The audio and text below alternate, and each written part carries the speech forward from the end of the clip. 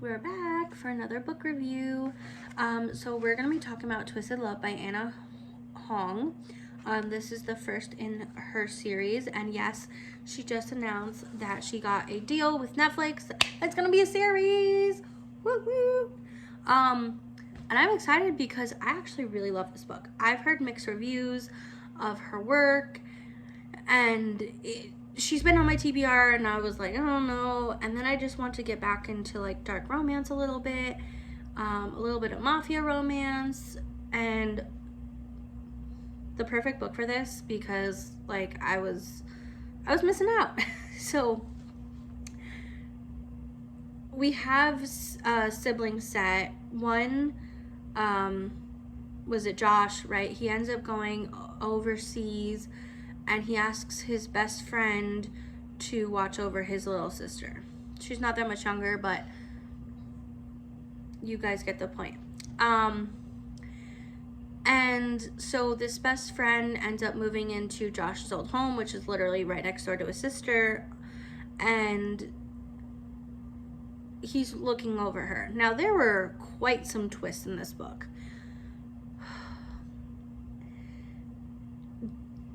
Alex, who is the best friend, he's wealthy, he's intelligent. When he says that he's gonna do something, he's gonna do it, okay? He's very resistant, very, very resistant, but he falls for the sister. The sister kind of always had like a little crush on him,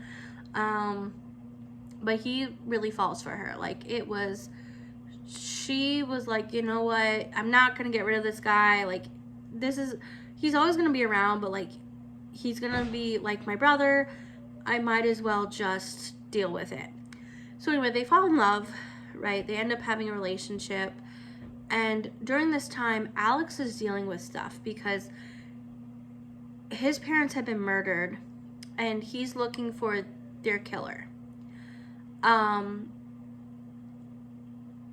Meanwhile, Anna, she had gone through trauma as a kid, and she's trying to overcome it. Alex is really trying to help her in many ways, especially when it came to swimming. And oh my god, I don't want to give things away, but I'm sorry, it's gonna happen. So if you don't want to hear about what happens, turn off now. Like, 5 stars, must read, dark romance, mafia. The banter's fantastic. Go ahead and pause, save this video, come back when you're done reading it. Okay, we're gonna move on. You've had enough time. So, Alex thought that Josh and Anna's dad murdered his parents. And so the whole time he knew this while they were friends, and he had initially befriended Josh to kill their parents, to kill their father, right? But so they met in was it high school or college? Anyway, they had become really close, almost like brothers, and that's why Alex didn't kill him, right? As it turns out, well, Josh and Anna's father is a horrible person. It wasn't because of that. It was because their mother had cheated, and Anna wasn't biologically related to the father. That's not his daughter. And so she was always treated as less than. He always like pushed her to the side, didn't want anything to do with her. And so when their parents were getting a divorce, the mother took Anna, and when the father had come and saw an opportunity, he tried to kill Anna. She got saved, but the mother died.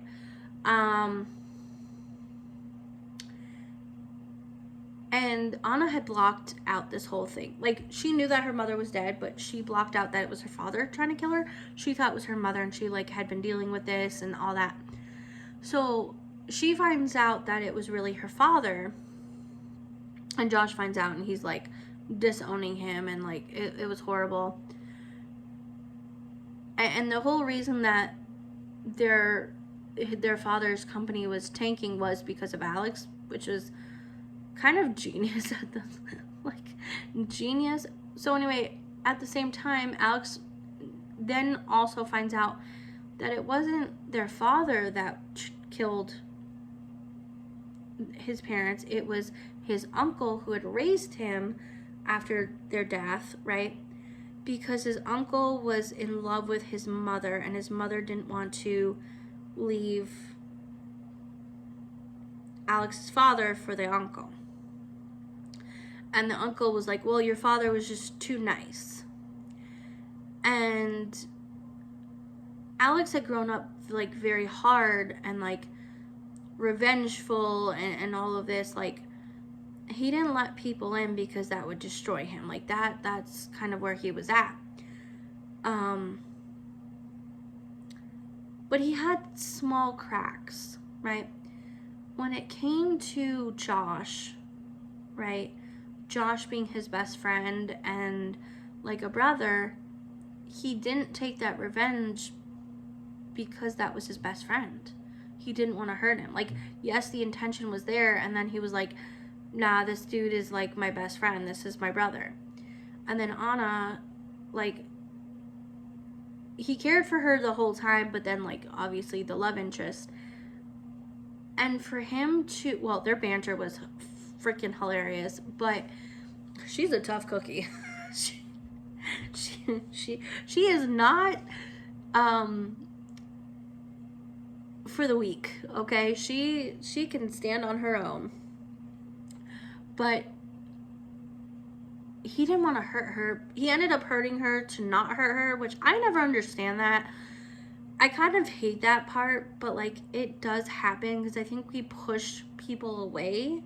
Like, we get so caught up, like, if they hate us, then they won't hate the action that we do, if that makes sense. So, like, he did that, but he also was protecting her because he was trying to make it seem like, oh, he didn't care so that they would be released. You know, because his uncle had taken them as hostage. Anyway, so yeah, that was a whole thing. So she gets upset. Like, they broke up.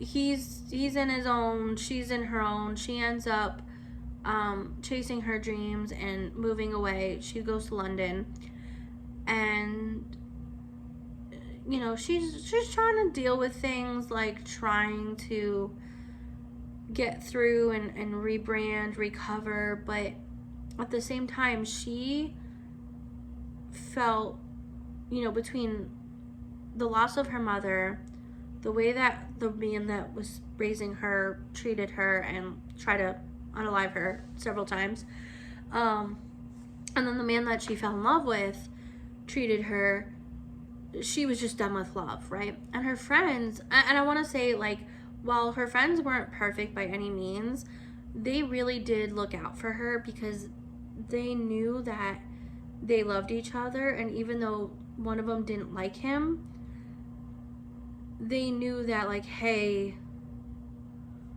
this man loves you, get your ish together and go get the girl.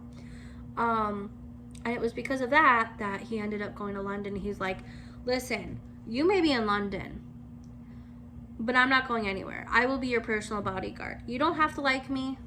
We don't have to be together, but I'm going to make sure you're safe. And even though you could see that as stalking, so yeah, kind of red flags there,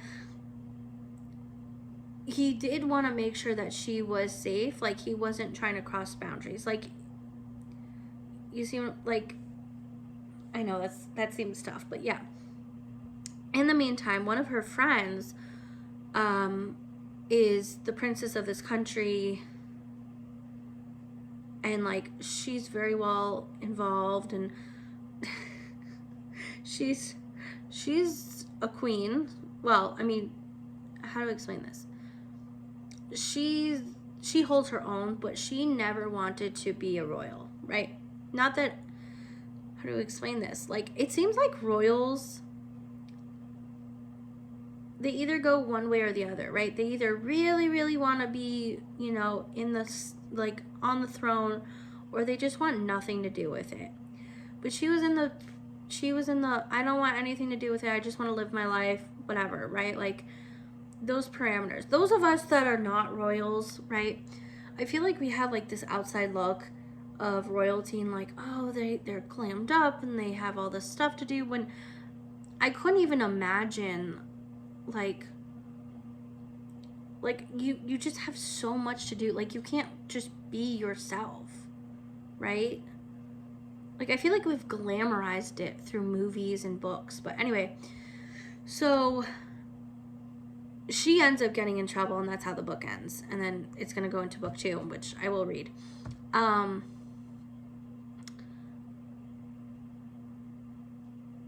Anyway, I gave you like a really big synopsis. But I like that it led into, like, you really got to know the friends, which are obviously going to be in the next book. I think it's cool and great that Anna Huang had a diverse array of characters, that you had different ethnicities, you had different races, that, you know, they're mainly set in like one area, which is kind of like near Philadelphia. But at the same time, like, okay, there was like a point where they were in New York, there was a point where they're in London. Like, it was just dark, and it was good.